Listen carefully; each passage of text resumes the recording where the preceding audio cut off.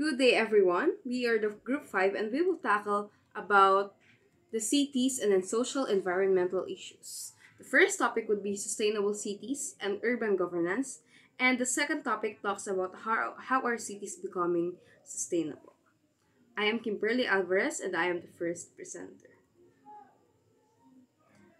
So, in the introduction, for a third world country to thrive amidst globalization, the government should adopt three dependent strategies for development. It says here that it is possible for a third world country to thrive amidst a globalization through total human development. Second is world competitiveness, and third is sustainable development. However, it cannot be attained in a family too large to sustain an environment too polluted to be recovered. So it cannot be, those three goals cannot be attained if the population is so large and also if the environment is too polluted to be recovered.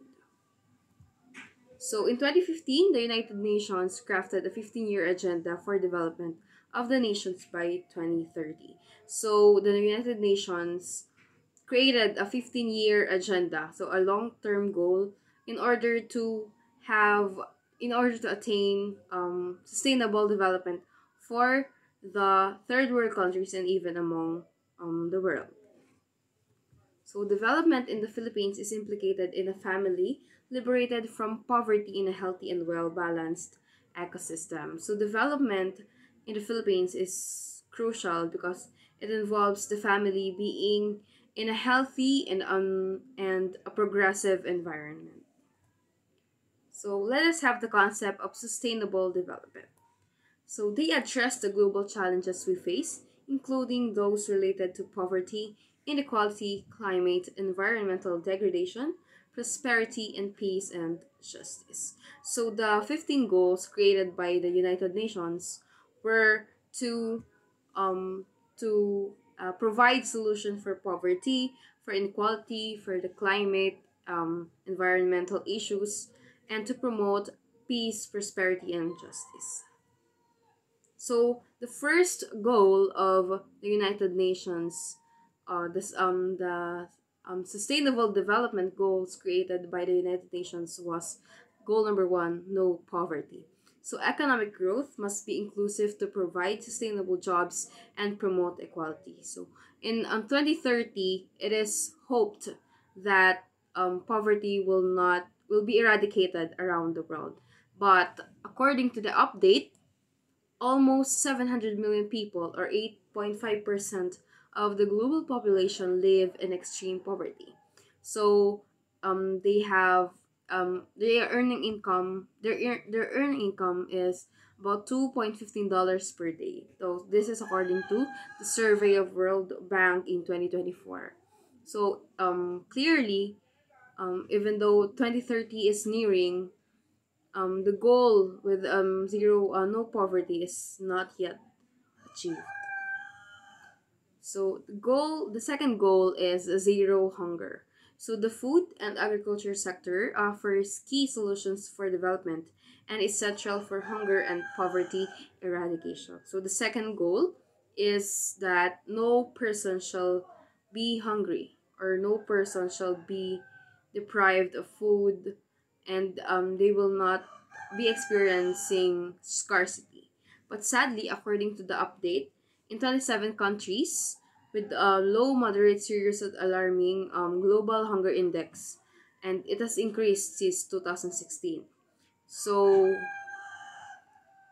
in 2025, the GHI, or the Global Hunger Index scores, are even worse than the 2000 GI score. So clearly, the zero hunger is still not yet achieved. So the goals interconnect, and in order to leave no one behind. Thus, it is important that each cities achieve each goal and target by 2030. So it is hoped that we will achieve the target or the goals, the sustainable development goals by 2030, but sadly, based on the updates, it cannot be clearly achieved. So goal number 3 is good health and well-being. Ensuring healthy lives and promoting the well-being for all at all ages is essential to sustainable development. So, according to the update, we have made a great progress against several leading causes of death and disease. So, life expectancy has increased dramatically, infant and maternal mortality rates have declined, and we've turned the tide on HIV and malaria deaths have halved. That is according to the UNDP 2026. So, it is achieved, but there are still slight countries with no proper healthcare facilities that can promote good health and well-being. So that is all for my part. Thank you. So good day everyone, I'm Princess Barantes and I'm the second reporter of the group part. So let's continue the discussion of sustainable developmental goals. So goal 4, quality education. Obtaining a quality education is a foundation to improving people's lives and sustainable development. So layunin nitong matiyak na lahat ng tao ay may pantay na oportunidad na makakuha ng dekalidad na edukasyon. So sa pamamagitan nito, nagkakaroon ng bawat isa ng kaalaman at kasanayang makakatulong sa pagunlad ng sarili, ng komunidad at ng bansa. So sa goal 5, gender equality. Gender equality is not only a fundamental human right but a necessary foundation for a peaceful, prosperous, and sustainable world. So hangarin ng layuning ito na wakasan ng lahat ng uri ng diskriminasyon at karahasan laban sa kababaihan at kalalakihan. Tinutulungan itong bigyan ng pantay na karapatan at oportunidad ang lahat, lalo na ang mga kababaihan pagdating sa edukasyon, trabaho at pamumuno sa lipunan. Goal 6, clean water and sanitation. Clean, accessible water for all is essential part of the world we want to live in. So, layunin nitong masiguro na lahat ng tao ay may access sa ligtas, malinis at sapat na supply ng tubig at maayos na sanitasyon. Alam naman natin na mahalaga ito para sa kalusugan, kalinisan at kaligtasan ng mga mamamayan at ng ating kalikasan. Goal 7, affordable and clean energy. Energy is essential to nearly every major challenge and opportunity. Nakatuon naman ito sa pagbibigay ng malinis at maaasahan at abot-kayang enerhiya para sa lahat. Ini-encourage ito ang paggamit ng renewable tulad ng solar, wind, and hydro upang mapangalagaan ang kalikasan at mabawasan ang polusyon. So, Goal 8, decent work and economic growth. Sustainable economic growth will require society to create a condition that allow people to have quality jobs. So, layunin nitong lumikha ng mga oportunidad sa trabaho na ligtas, marangal at may sapat na kita. Isinusulong nito ang pagsulong ng ekonomiya na nagbibigay benepisyo sa lahat, hindi lamang sa ilan upang magkaroon ng mas maunlad at mas makatarungan lipunan. Goal 9, industry, innovation, and infrastructure. Investment in infrastructure are crucial to achieving sustainable development. So dito, tinututukan ng layunin ito ang pagtatag na matatag na infrastruktura, pagsuporta sa inobasyon at pagpapaunlad ng industriya upang mapalakas ang ekonomiya. Sa ganitong paraan, napapaunlad ang teknolohiya at nabibigyan ng trabaho ang maraming mamamayan. So last one, Goal 10, social inequality. To reduce inequalities, policy should be universal in principle, paying attention to the needs of a disadvantaged and marginalized population. So layunin naman itong bawasan ang agwat sa pagitan ng mayaman at mahirap at tiyaking lahat ay may pantay na karapatan, oportunidad at benepisyo sa pagunlad. Pinapahalaga nito ang pagkapantay-pantay ng lahat, anuman ang kasaradaan, edad, lahi o kalagayan sa buhay. So that's all and thank you. Goal 11, sustainable cities and communities. There's need to be a future in which cities provide opportunities for all with access to basic services, energy, housing, transportation, and more. Ang sustainable cities and communities ay layunin dito na magkaroon ng mga lungsod at pamayanan na nagbibigay ng pantay-pantay na oportunidad para sa lahat. Ibig sabihin ay dapat may access ang lahat ng tao sa mga pangunahing serbisyo tulad ng kuryente, tirahan at transportasyon, at iba pa. Goal 12, responsible production and consumption. Less food waste and increase productivity of agriculture industry. Sa goal na ito is pinapaliwanag dito na dapat maging responsable tayo sa paggawa at paggamit ng produkto. Ibig sabihin is dapat bawasan ang mga nasasayang na pagkain upang makatulong tayo sa kalikasan at ekonomiya. Goal 13, Climate Action. Climate change is a global challenge that affects everyone, everywhere. Layunin naman ng goal na ito na kumilos laban sa mga epekto ng climate change tulad ng matinding bagyo, tagtuyot, pagtaas ng temperatura at iba pang sakunang dulot ng pagbabago ng klima. Goal 14, Life Below Water. Careful management of this essential global resource is a key feature of a sustainable future. Ang life below waters ay tumutukoy sa pangangalaga at tamang pamamahala ng mga yamang dagat. Layunin nito na protektahan ang mga karagatan laban sa pollution, labis na pangingisda at pagkasira ng mga tirahan ng yamang dagat upang pakinabangan ito sa kasalukuyan. Goal 15, Life on Land. Sustainably manage forests, combat desertification, halt and reverse land degradation, halt biodiversity loss. Ang goal na ito is tumutukoy sa pangangalaga sa mga likas na yaman. Layunin nito na pangalagaan at pamahalaan ng wasto ang mga kagubatan upang mapanatili ang balanse ng kalikasan.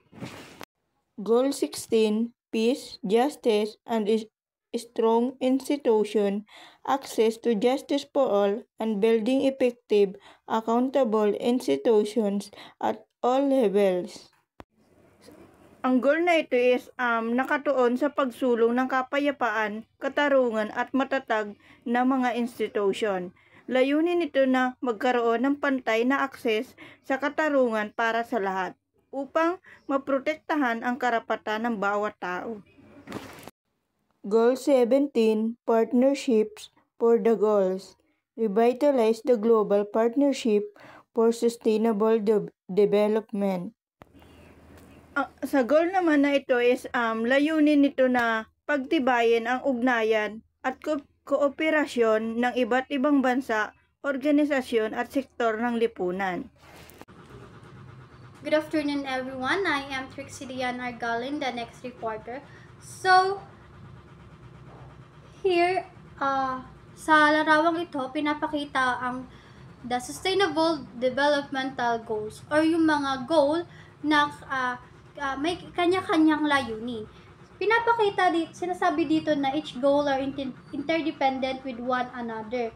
Kumbaga, sinasabi lang dito na ang lahat ng goal na ito ay magkakaugnay upang maisagawa nila ang kanilang nais isagawa upang mas papaganda ang development ng ating bansa.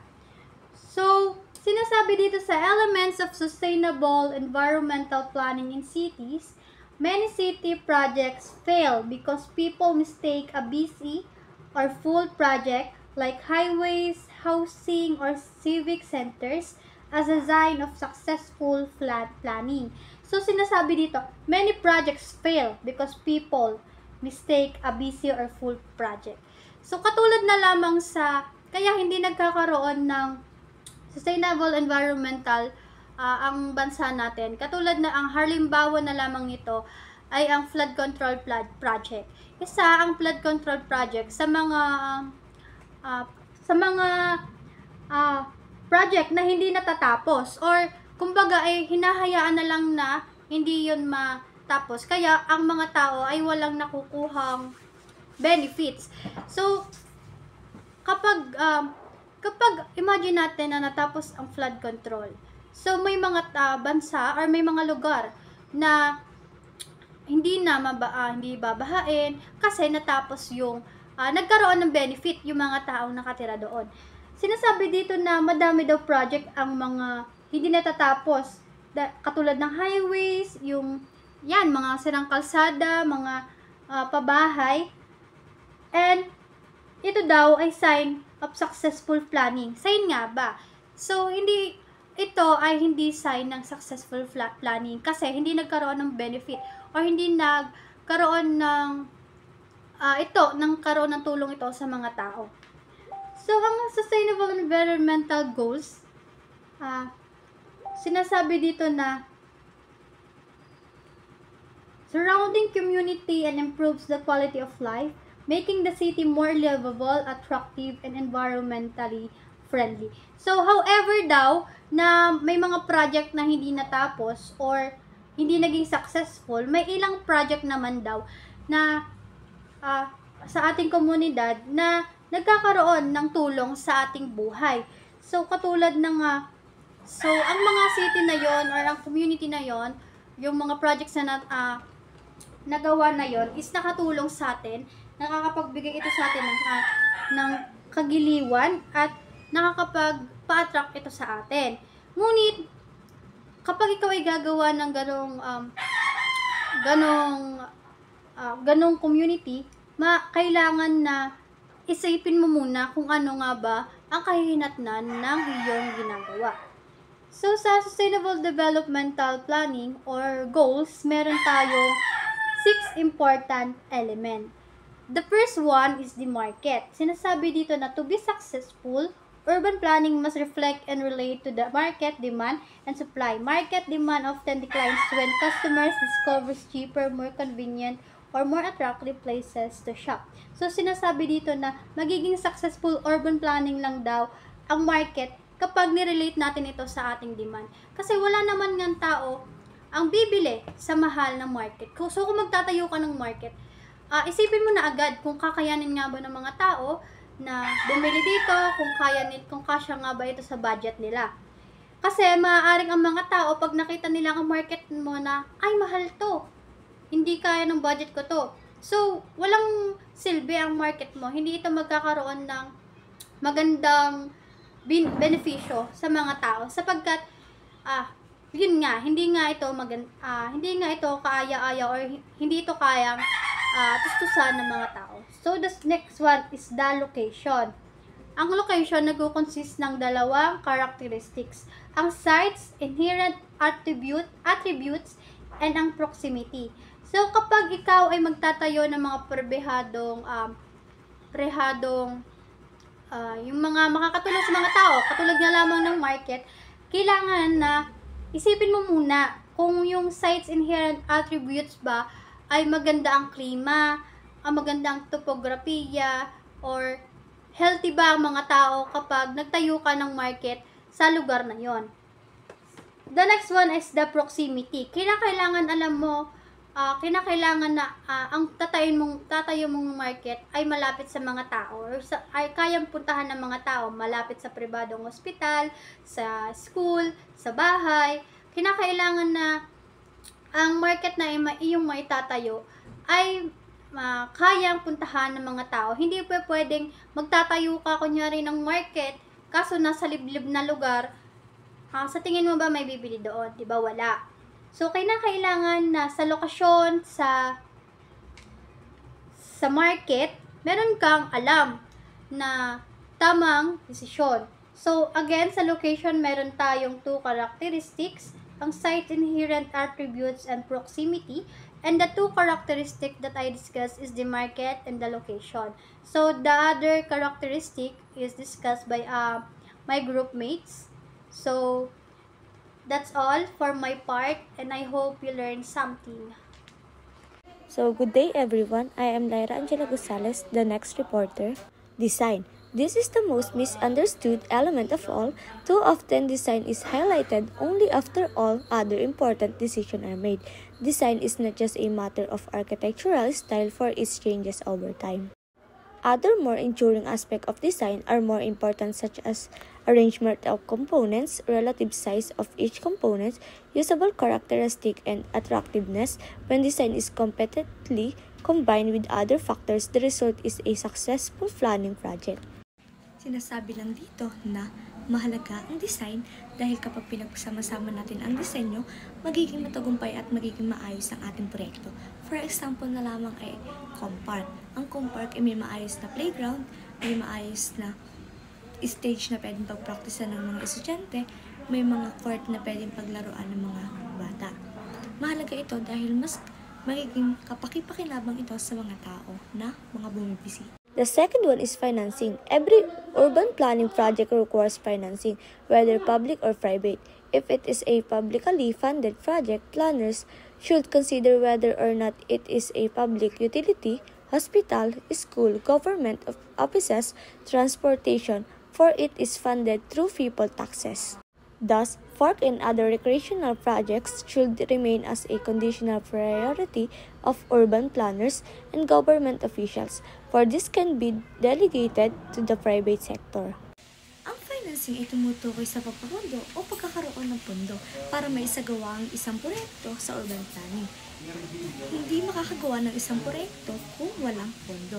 Halimbawa na lamang ay magtatayo tayo ng isang pampublikong ospital, pinopondohan ito ng pamahalaan gamit ang buwis ng mga mamamayan.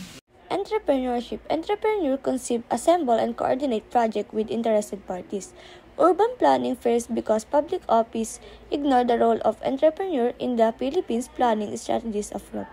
Palafox and associate Filipino urban planners and designers have been rarely addressed by politicians. To make things worse, their plans are utilized by other countries first before being utilized locally.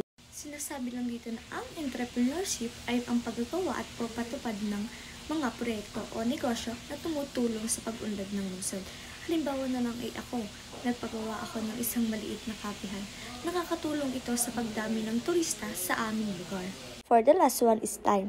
3 time sequence affect the urban success. The first is the period when one passes through an area. The second takes into account that will occur in 1 week or so, and lastly, the third takes decades since political and financial climate change over time. All the time-based strategies, the best consideration is the business side. In the duration of planning, the prototype will experience continually changing economic conditions, political trends, migration patterns, and consumer demands. Kapag naman sinabing time sa urban planning, ay tumutukoy sa tamang pagsaalang-alang ng oras at tagal ng pagbabago sa ekonomiya, politika, at pangangailangan ng tao upang masiguro na magiging matagumpay ang resulta ng proyekto. Halimbawa na lang na ay ako magpaplano ng park o plaza. Kailangan ko munang isipin kung magiging sapat ba ang space kapag dumami na ang populasyon pagkalipas ng 10 taon. Good afternoon, everyone. So for today, I will be discussing the business cycle. So in a business cycle, it talks about how does a business run, or it is the step-by-step procedure on how does a business moves. One of the major examples of the business sa city. Sa city, mas maraming tao. So, pag mas maraming tao, mas marami ang target or yung tatarget mo kung gaano karami ang magtatangkilik or marami makakakita ng business mo. So, pag mas maraming nakakakita ng business mo, marami kang magkakaroon ng trabaho dahil sa business na ginawa mo. Maraming mga tao ang makakita ng business mo. So, mas maraming mga tao ang matutulungan mo. Maraming pamilya. So, pagkatapos noon, magkakaroon ka ng business. So, yun yung peak.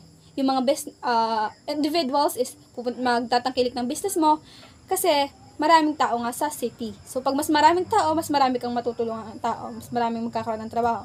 So, pag ang city ay maraming tao, syempre, marami kang empleyado matutulungan. So, yung mga marami rin magtatangkilik sa product mo. So, pag mas maraming magtatangkilik sa iyong product, the prices will start to go up, or their prices will increase. So, when the prices increases, so may mga business na pag maraming nagtaas na yung mga prices, kakunti na yung bibiling tao. So, pag kakunti na yung bibili, malulugi na yung business mo. So, pag nalugi na yung business mo, syempre, magbabawas ka na ng empleyado. In the worst scenario, when the business na-bankrupt or na-bankrupt na, syempre, kailangan mo na magsara. So, pagkatapos nun, syempre, hindi ka na titigil lang sa pag alam mong nagsasara na yung business mo. Iisip ka ng panibagong business or strategy on how your business will start to move again or your business will start to rise again. So, syempre, pag nag-iisip ka ng mga way or renovate or alternative way on how does a business will, from the lower it will go up, or from the lower it will go higher. That is how a business cycle works. So now let's talk about the environmental issues. When we say environmental issues, it is the issues of our environment. So, in the Philippines, the environmental issues, it is not the concern of every individual, because we view that environmental issues is part of our everyday lives. So yung mga pag may mga nagpo-propose or the government proposed us a certain solution on how does the environmental issues help us, we are unwilling or hesitant to do the act of para mabawasan yung ating mga environmental issues. Because because we do not need because of the knowledge to kung paano nga ba mapapatakbo, or how does environmental issues help us, or how does an environmental issues affect us in our everyday lives. Unfortunately, framing environmental issues as problems may prevent people from seeing environmental deterioration as the byproduct of both institutional practices and their own behavior. Thus, in a 2015 global study, only 45% of the people felt that climate change was a very serious problem. So here, the problems, yung mga problems natin, we do not see it as the environmental issues of our economy, because it helps us to know that in giving them the opportunity on how does a business work. It gives us the environmental issues affects us in our behavior, emotional behavior, or own behavior. Because, for example, is how when we environmental issues is affect our own behavior. Why? Because syempre, pag nakikita natin kung ano nga ba yung mga kakulangan ng ating bansa or kakulangan natin as a Filipino, parang nagre-reflect siya on how our own behavior affect our economy. In a 2015 global study, only 45% of the people felt that climate change was a serious problem. Why it is only 45% of the people felt that climate change was a very serious problem? Because nowadays, we do not see climate change as a major problem. Because more of the people are, yung ibang tao is, nagkakaroon na tayo ng knowledge kung ano nga ba yung mga problema. So, climate change, it is problem of our economy, but we do not see it as a serious problem. Why? Because every day we faces a lot of challenges, a lot of problems, a lot of things that we need to remember, or this is just our knowledge. So climate change is not a serious problem. And so 45% of the people felt that climate change was a very serious problem, because they have knowledge on how does climate change affect ourselves, our economy, our country, or a lot of us. How does it affect us? We have the knowledge and how we view climate change as a serious problem. So discussed below are the enormous challenge of global warming, along with 3 broad areas of environmental concerns in the urban community. 2 of them, air and water pollution, are thought to be contributors to global warming. It is one of the major problem of global warming, because in air pollution, we faces a lot of things. When we go home, when we travel na lang. When we travel, air pollution is everywhere. Air pollution affect our health, our lives. It affects us every day. So, worldwide, more than 1 billion people are exposed to potentially health-damaging levels of air pollution. Yes, air pollution affects our health. Because yung mga nalalanghap nating uso, nakaka-affect siya sa ating health. Unfortunately, in cities around the world, residents have come to accept smog and polluted air as normal. No matter where we go, air pollution is always there. Urban air pollution is caused primarily by emissions from automobiles and secondarily by emissions from electric power plants and heavy industries. Yes, one of the major causes why we have air pollution is the automobiles and electric power plants.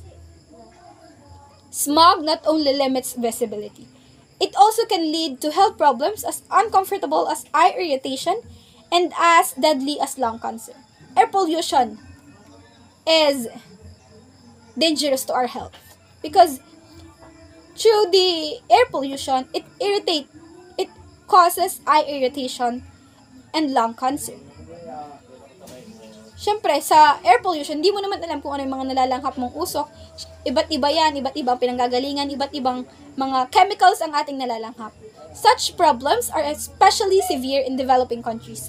Although people are capable of changing their behavior, they are unwilling to make such changes permanent.